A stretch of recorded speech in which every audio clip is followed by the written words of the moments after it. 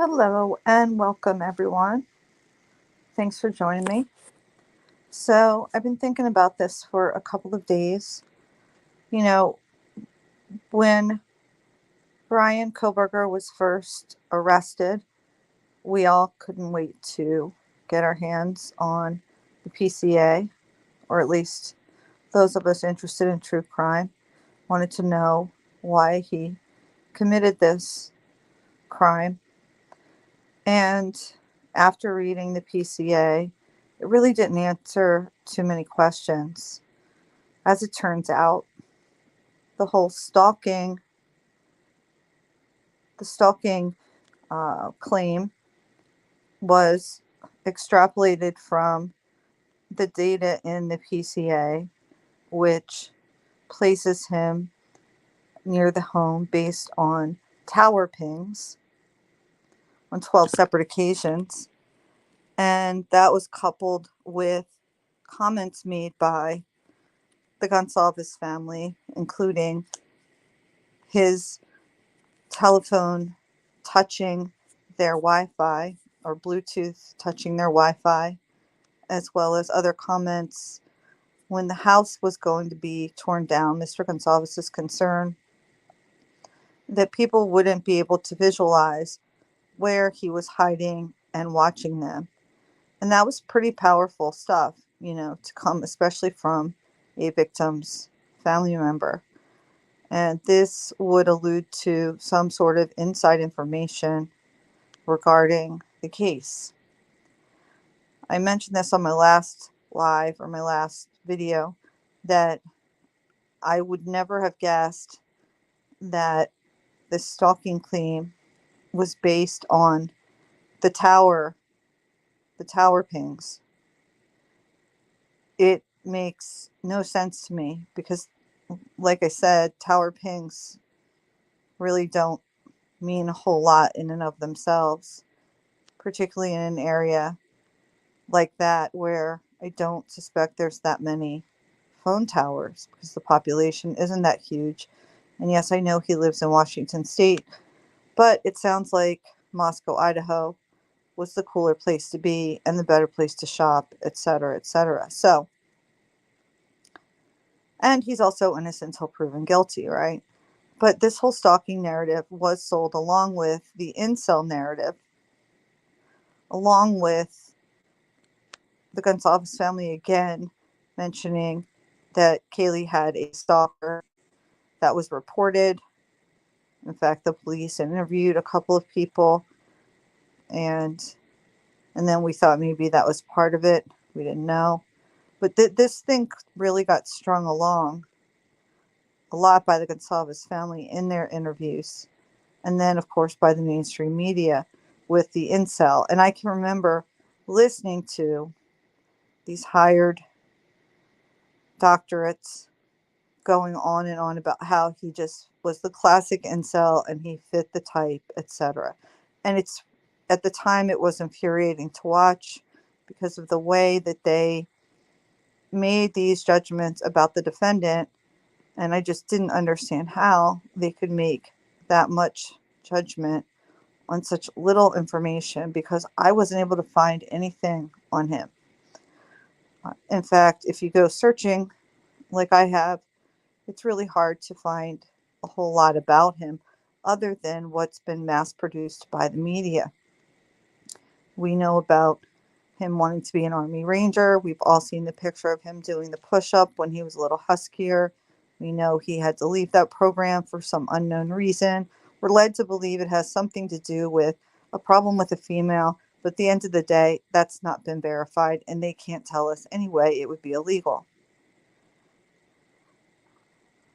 We were also led to believe that he had problems with female students at the University of Washington, but again, this has not been verified. This is more news narrative. And then, of course, we had the Tinder date, the wild looking chick with the cherry red hair, claiming he made some, I don't know, maybe inappropriate remarks at best. I don't think that makes him an incel. The incel narrative never fit for me, not once. I don't know about you guys. And it just bothered me, from the beginning. And so for that reason, I started to really question his guilt at all. I mean, obviously, we should be questioning his guilt, period, because innocent until proven guilty. But for most cases, especially one to this degree, you really want to hope that whoever's in jail is the right person. And it seems like a lot of times they get the right person. That's why we don't follow other cases maybe so intently. When, for example, the man in Idaho who ended up killing 4 people, and it had been related to one of the um it was a kid that was showing himself to his daughter through the window, and the guy got fed up after talking to the parents a couple times and went in and killed the whole family, including that young man.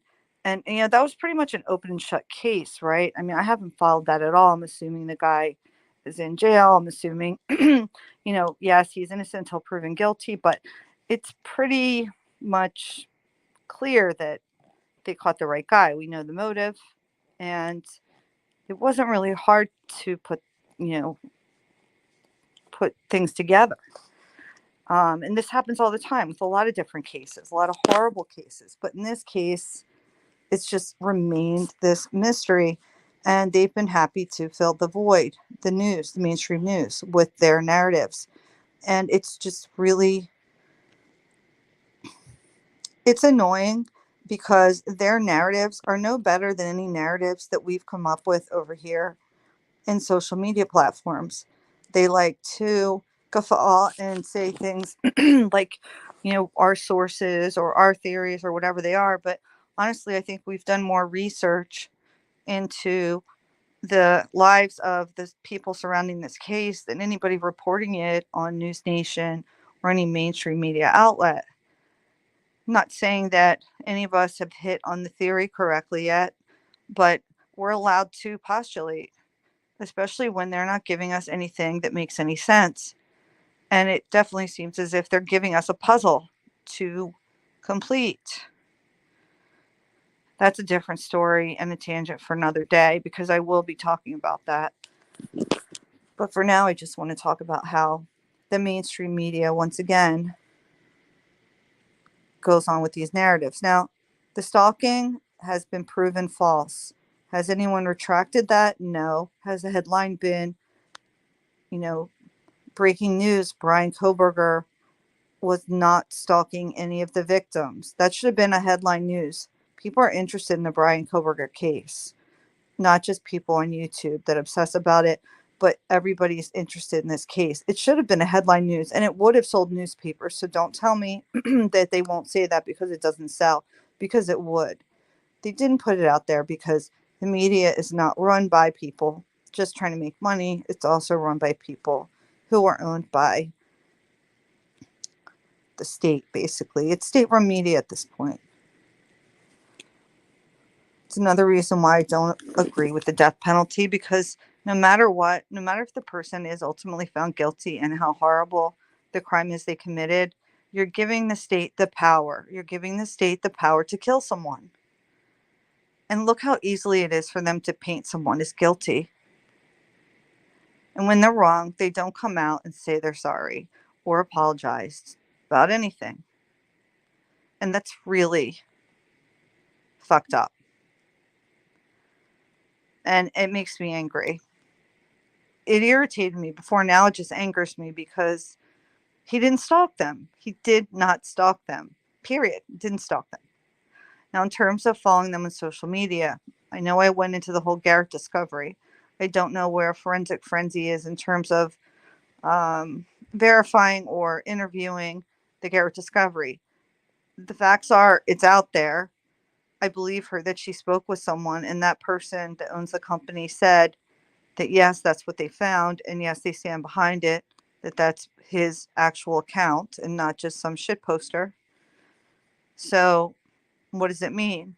And then we also have Shadow Dragon that I talked about, another software company, and the LinkedIn post is still up there from Shadow Dragon, in which the owner of that company is very happy to talk about how that also links, that shows Bryan Kohberger following two of the victims, Maddie and Kaylee. And he even makes a comment in the thread asking someone the contact information for Dateline. So we know where that information came from. Dateline must have gotten contacted by this owner of this company. So that's where they got it from. And I know all about the debunking of him following them, etc. But this company is standing behind their work. And so if it's true, what does it really mean? Well, honestly, I don't know that it means anything. So what if you followed them on social media? Right? We don't know when he started following them on social media. And the guy himself actually makes that comment because they collected this data the week that Bryan was arrested. So maybe he started following them after they were murdered. And what does that mean? It means absolutely nothing because a lot of people started following them after they were murdered. So even if that is the case, that they are correct, that means nothing as well. That's what I do with that information, okay? Because I do think these software companies that create these codes and are able to, make these matrices of people's data online, I think it's they're likely accurate, but it doesn't just because something is presented, it doesn't correlate to somebody got murdered because they're being followed by this person. So, and why just those two? Maybe he just thought they were pretty, or maybe he met them in passing at one point. I don't know, but again, doesn't necessarily mean that much. So I just want to start off with that and just curious all your thoughts on it. And then I just wanted to move into Jay Embree's theory. If you guys have watched him, I know I talked about him on this channel before, and I like listening to him because he's just giving an alternative perspective. He answers the question of motive differently than the mainstream media, and I don't know what they're going to use as motive now that they can't say stalking or incel. I guess they could continue to do it, but now the family could, I would imagine there could be repercussions. If he's found not guilty, he could end up suing them for defamation at that point because now it's been proven it's false, and they're not going to use those facts to support any case against him. So the mainstream media needs to be careful with that sort of those sort of statements, calling him an incel and a stalker, because it doesn't sound like they're using that theory in trial. And so we're still once again left with what is the prosecution's answer to why. And I understand they don't have to provide motive. They don't have to, which is just so odd to me, but they don't have to provide motive. But people still want to know. They want to know why. It's kind of the most fundamental question in something like this, particularly when a lot of the evidence seems circumstantial. And I consider touch DNA on a knife sheath circumstantial because it's a mobile object. It's different than if his DNA was under somebody's fingernails. That's a lot different. If that were the case, it would be a lot more believable to me that he was definitely involved, he was there, etc. But when they're not talking about that, and that's not in the PCA, which I believe it would be, 100% would be, there's no reason to hide that. There's no reason to hold that card close to your vest, right? You would put that in the PCA because you want people to know you got the right person. It doesn't make any sense to hold on to that. So the best they have is touch DNA on a knife sheath, and that whole IgG and everything about it is, I get it. It's a point of contention in the law, and it can be argued either way. The laws aren't clear on it, but I think it's garbage. I really, truly do. I think it's garbage. So they better hope they have more than that if they think they have this winning prosecution. So Jay Embree, his motive, the thing that he provides as motive, which is he's saying Bryan is a hitman or an assassin. He's a hired hitman. And essentially, Bryan was he was studying criminology because not only was he studied some form of martial art. I forget the name of it, but it was something that Jay said a lot of people in military study.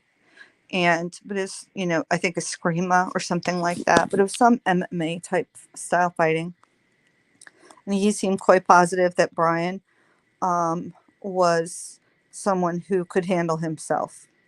And I don't know if that's because he has inside knowledge or he just looks at the way Bryan carries himself. Bryan definitely has had his nose broken a couple of times. Not sure what that means. Regardless, he said not only was he physically trained to do this, but he was also going to school for these criminology courses and wanted to be a PhD because then he would have the best of both worlds. He would understand the ins and outs of these things and really be able to outwit everyone, I guess. So like a master ninja assassin hitman, I guess, is the theory. Because according to him, there's not much you can really do with a PhD in criminology. I don't know that that's true, really. I mean, I think there's a lot of things you can do with a PhD in criminology other than just teaching, writing books, and going to work for law agencies and helping to develop algorithms to catch criminals or helping to design software systems, because it sounds like he did know cloud forensics. And so there's a lot of different avenues you can pursue once you have that kind of knowledge base with a PhD, because you're also learning how to research. And research is a huge asset once you know how to perform research. So I don't know that that's necessarily true. I'm not opposed to Jay Embree's theories. I'm just sort of trying to have a discourse. He ignored my last video when I proposed this stuff to him, so I'll probably ignore this one. But for anybody else out there that's watching Jay Embree and thinks it's interesting and has questions, just add them in the chat below. This is really just a friendly sort of discussion to him. I respect what he's doing. I think he's an intelligent man. He clearly has some kind of background to know what he's talking about. So essentially, he says that this is what Bryan's goal was and has been for a while. Um, so, and he was caught into this because he was still into the drug trade. And when there was a problem, he was the person called in to settle this score. And I think he does believe there were two perpetrators, and the other one being Brent Kopaka, who he also, thinks was still into drugs, potentially, allegedly. And I do think that there were two perpetrators minimum. I don't think it's possible for one person to have done what was done in that house, especially when you have a full-grown male in the house on a separate floor, and people are going to hear things. So I guess if you are that skilled, like some people are, these sort of trained assassins are, where you go in and the points to really just silence someone quickly and kill them quickly. I guess you could kill 4 people really quickly, drop one like that. I'm sure that's possible. Is that what Bryan is? Is that who he is? I don't know. I don't know his past. It's hard to find his past or anything about it, right? But anyway, back to the premise. So let's assume let's go with his idea that this is who he was. He was still into this drug area, and he was pulled into this because this was his job now to do, right? The problem I have is why those people were the target. He claims that the targets were Madison on the top floor and Xana on the second floor, or the ground level, I should say, because there's 3 floors, right? So we'll just say second floor and third floor. So Madison third floor, Xana second floor, and that Ethan and Kaylee would then be considered collateral damage, even though it's a horrible term, but that's what would be considered, right? He says that the reason those 2 were considered the targets is because of their parents were involved in drugs. They had gotten arrested. They accepted plea deals because the defense attorney, Ann Taylor, also represented them, and she works for the crime organization. And, she would know this, and this spread, and that's how all this happened. Now, that part to me is actually believable. I'm not alleging that that's what Ann Taylor is or does, but the fact that a defense attorney in a town where lots of drugs are moved could be involved in sort of playing some backdoor games with criminal organizations. That's 100% believable. We know that people are, look, the government's been selling drugs since like what, the 80s? Poppy Bush, you know? I don't think I need to spell that part out. We know that the government sells illegal and legal drugs forever. They've been doing that. They make lots of money on it, both selling them and then imprisoning people for selling them and using them. This is their gig. But the point I'm trying to make is Ann Taylor, if she was representing these parent figures, she would know. And then, okay, the hit goes out. But here's the part the premise breaks down for me. And it's at the very beginning of the premise. The parent figures that are arrested are Corey Hatrock, who is allegedly Madison Mogen's stepmother, and Cara Canodal, who we all know from News Nation exploiting that woman live, as well as some other people in social media. Okay. So let's just start with Cara Canodal. She took the plea deal, and then unfortunately for her, it got back to the organization, and they're mad. So they're going to take it out on her family. She has 2 children. It's not just Xana. Not saying that the whole family should be taken out for that. I'm just saying it's interesting. It's believable, I guess, but it's interesting. Why just Xana? Why not her sister, et cetera, right? Thank goodness it wasn't, but if that's the case, it's just Xana. Okay, fine.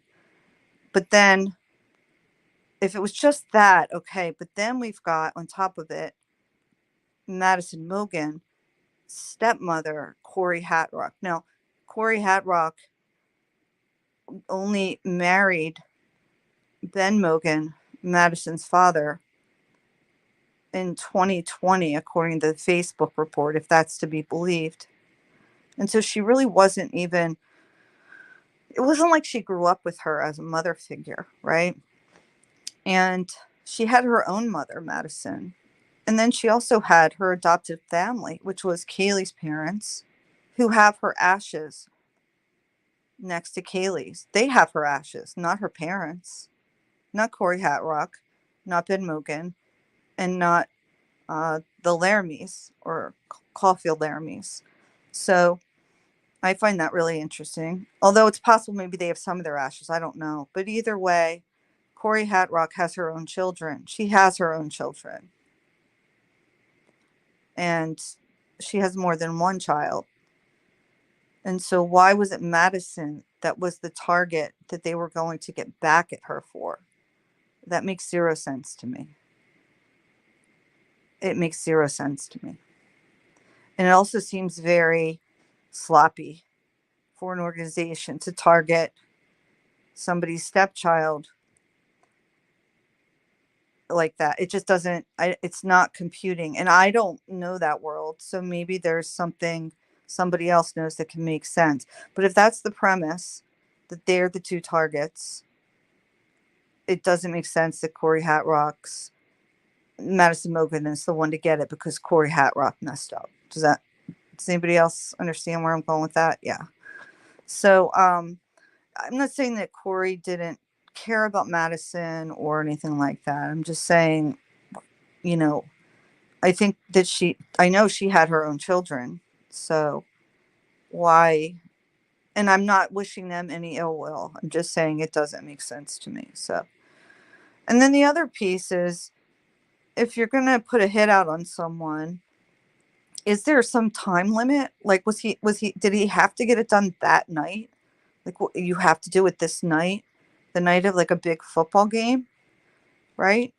In that house, okay, there's all these levels. You've got to be studying your mark if that's what you're doing. I mean, you're going to school for a PhD in criminology, supposedly to learn like the criminal mind and all these masterful ways. You'd think that you would know your mark. So you're not going to be sloppy, and you're not going to kill anybody that you don't need to kill, right? Isn't that the whole point of being smart about it? So you're going to know that Ethan's there. You're going to know that Kaylee's there. Aren't you going to do it on a night where the house isn't full? where there's not like a brand new car that showed up and you don't know who owns it. Or maybe you do because you're stalking their social media, but regardless, it doesn't make sense to me that you have collateral damage when you're a hired hitman, right? Supposedly at a level that you're putting Bryan at. That doesn't make any sense to me. And then the other part that doesn't compute is the means by which it was done. I guess we don't really know the means because, again, just like the news with the incel and stalking theory, I've heard so many different stories from so many different sources about what was done to them in that house. I personally don't have any opinion about what was done. I know that they were all murdered, but I don't know anything other than that. I know I've heard people state as fact in comment sections. I've heard people say all kinds of horrific things about what was done to their bodies, that it was a ritual, that there was cannibal. I mean, I've just heard so many things. And I'll be honest, at a point it gets to be a little bit irritating because people are so cryptic about it. And then, sometimes they drop a hint like, oh, I'll just type, like, you either know or you don't know. If you know and you can't say it or you're afraid, then what are you doing? Right? And then if you know and you're trying to tell people, and they drop this cryptic suggestion and then you ask them a question, they don't answer, right? That's a troll to me. That's someone who has zero information. They're just put here to be a provocateur, to lead the discussion in a different direction. Okay? They don't have any facts. They don't know anything. They're just spouting bullshit for bullshit's sake. Because I don't think they know any different than anybody else. Because if they did, they would say it and they would tell you how they know it. Okay? So, I mean, does anybody really know for sure? I know we had Mabbit out there. Do we believe Mabbit? Do we even believe her? She looked like she was half baked when she was given the interview. At one point, she was looking to the side, looking at somebody else who I think was trying to tell her what to say. And I believe she said they were asleep. And then we heard they weren't asleep, right? So it just doesn't compute, right? And then was one of them stabbed multiple times? It's, I guess I'm ranting a little right now because it irritates me. We're this far along, nothing is really known. And then like I said, I never believed the stalking and cell theory, just never believed it. But it's so annoying to me, that the news has the gall to like make these critical programs about social media and what people do and theorize on here, and yet they just did the same thing. They're actually worse though, because there are a lot of people that watch and still think they're credible. At least here we're saying it's an allegation, or allegedly, we're speculating for the most part.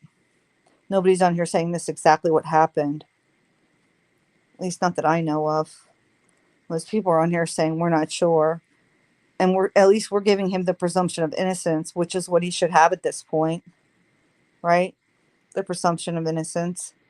So it irritates me. And then the Linda Lane, I get it. People think it's garbage. There's nothing to see there. Totally get it and respect that point of view. But I hear so much going on in the Linda Lane. I hear stuff. I'll be honest, I don't see a lot of stuff.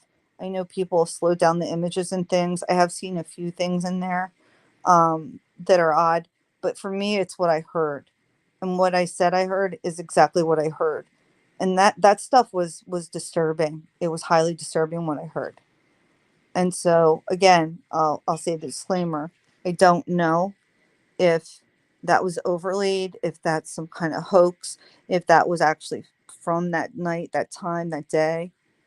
But if it is, it's highly disturbing what you can hear and what I heard on there, right?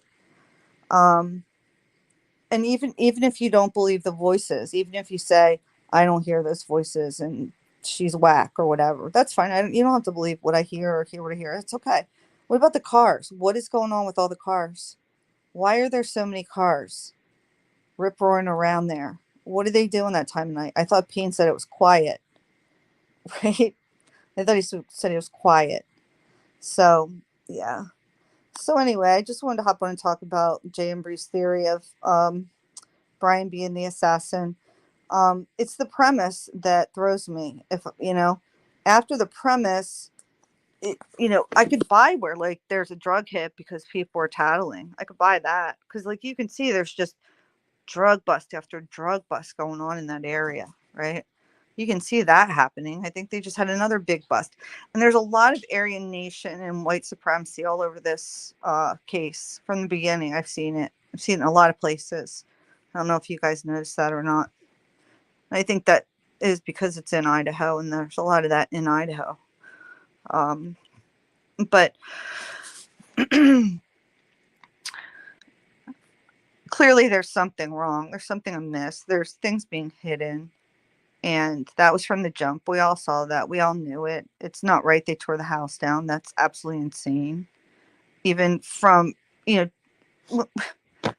was just like dumbfounded when they saw Fry drive away in a U-Haul? I mean, come on. That shit was hilarious. Like, what? Has that ever happened ever? Like, that's, wow. That was just something else to watch. Fry. He just wanted to get the hell out of there with whatever what was ever in that truck. He was just wanted to get the hell out of there. So much so he didn't even want to wait till it was dark and care that there were reporters watching. What was in that U-Haul? I really want to know what the fuck was in that U-Haul. Okay, because he just wanted it out of that house. He wanted it out of that house. That was ridiculous. And what was in that house that was so that they had to hide? Like I can't picture what it is. What was it? Were they worried something was left behind? Some traces of things that they don't want people to know about? What was in the house? They had to destroy it. They can't even have the house. Nobody can even look at the house. It's just got to be destroyed. But Scott Green's going to write a whole book about it and describe about how great he is and how he handled this whole thing. Scott Green, who by the way, when he was hired, one of his main goals was safety on campus. He hasn't reached that goal. He has not reached that goal whatsoever. No, he hasn't. Has he? This was pre this happening, before this happening. But I do think he's gotten a lot of money for it now for his safety goal. But that university was tanking. They were not doing well when they hired Scott Green. If you look at the financials, which a lot of people are doing now on YouTube, and you can follow that and you can see it was tanking. Scott Green is a billionaire, by the way. He's a billionaire. And he's not just like some Joe bloke like making $500,000 a year. No, he's more than just that. He's making a lot of money, but he's got investments. He runs nonprofits or he's on the board of. This guy is big business. He's big business. And if you look at the house, that house he lives in, they built that for him. The last president was in another house, a very nice house, by the way, that was like probably 3,000, 4,000 square feet. Gorgeous house, bigger than most people live in this country. Okay. But that wasn't good enough for Scott Green. Nope, nope, nope, nope. He needed another house, and they had to build him a big ass brand new house with the glass, that glass. Looks like one of the houses you would see in a movie where the lead character is like a billionaire, right? That's what it looks like. Yeah, they built that just for Scott Green.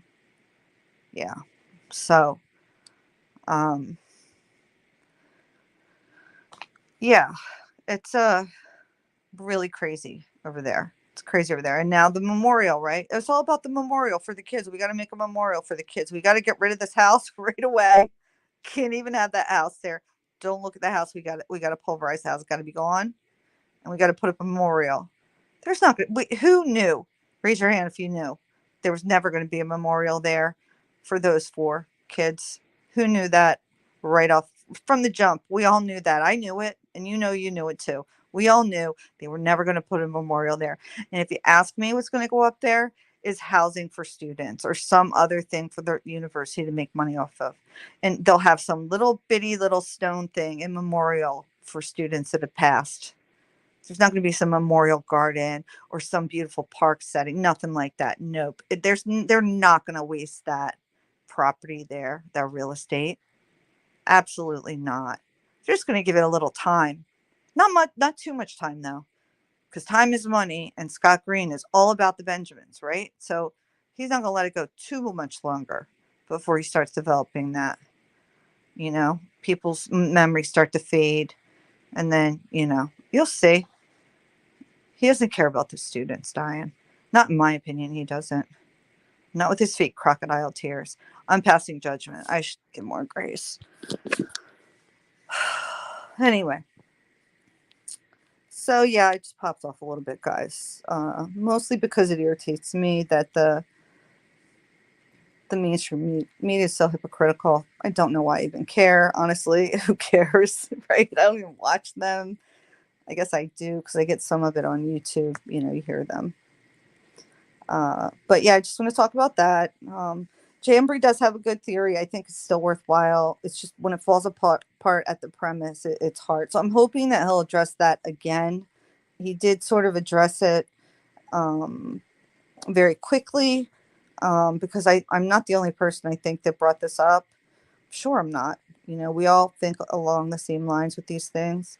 So maybe he'll address that again on his next video, or maybe he'll tie it in a little bit more as to why it was those two that he believes, because for me that doesn't make sense. And yeah, that's basically it. Otherwise, what's the motive here? What is the motive? It's not stalking or incel. And I can't imagine he just snaps and goes. I don't know. It doesn't make sense. All right, now I'm just rambling on over nothing. I do want to do a short on the Karen Reed, just an introduction to the case. I think some of you that have listened to me know about it. Other people may not. Karen Reed case is really interesting. It's pretty complex, but they're doing jury. Oh my gosh, I can't even talk. They're doing. They're picking out the jury this week. So the trial will probably start next week.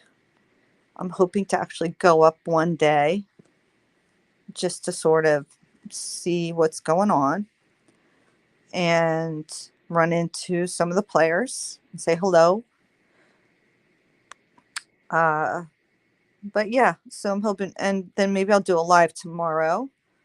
And then I wanted to just talk about another theory I have about this case that's a little bit more. I'll have to put on my tinfoil hat for it, but some of you guys might dig it, so you can tune in for that. All right, guys, I'm peacing out and hope you have a good night. Bye. Oh, wait, I can't go without this. What am I doing? I can't, guys. What was I thinking? I'm sorry, but I can't. You can't go without this little.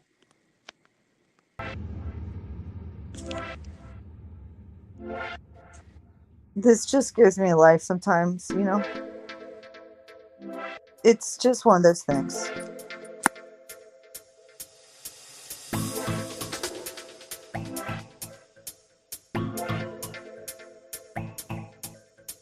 I like the little tiny guy next to Bill Thompson with the red flag.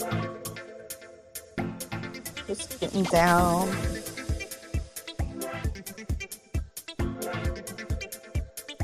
This just makes me feel good, Makes me feel really good. And looking forward to more. Really look forward to more. She will pop off. She will go back at John Judge. And he will have to stop smiling so much when she steps up to the plate, right? She just like boop, bops him right between the eyes. Good morning, motherfucker. I'm here, right? Like that's what she says when she gets up there. So, yeah. Those two on the left, though, Thompson and the other attorney, are just like, please get me out of here. And it's just all perked up. Brian's like, oh gosh, what's going on? He's just watching. I just love this clip. This is my favorite. All right, guys. All right. I'll have to make a new one because this one might be getting a little old. It's not old yet, though, right? All right, guys. Peace out.